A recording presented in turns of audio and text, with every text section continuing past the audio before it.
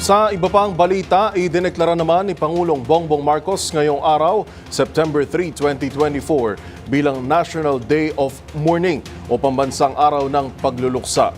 Ito'y para sa yumaong manlilikha ng bayan na si Federico Caballero na kinilala at binigyang pugay dahil sa naging malaking kontribusyon nito sa sining ng Panay, Bukidnon sa Iloilo. Ang mga detalye ay isaulat ni Lef Narciso.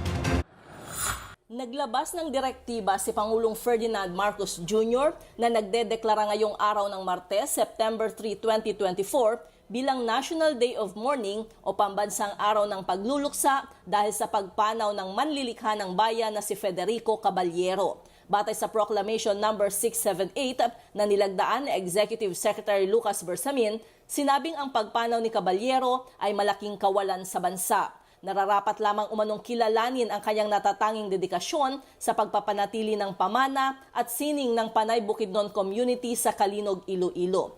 Pumanaw si Caballero noong Agosto 17 sa edad na 88.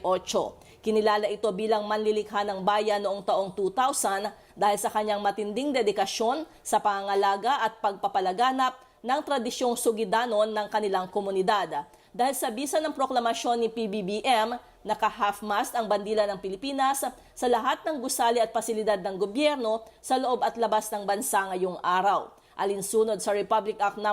8491 o ang Flag and Heraldic Code of the Philippines, ang watawat ng Pilipinas ay dapat naka-half-mast bilang tanda ng pagluluksa sa lahat ng mga gusali at lugar kung saan ito nakataas sa araw ng libing ng isang tumanggap ng pambansang pagkilala at parangal.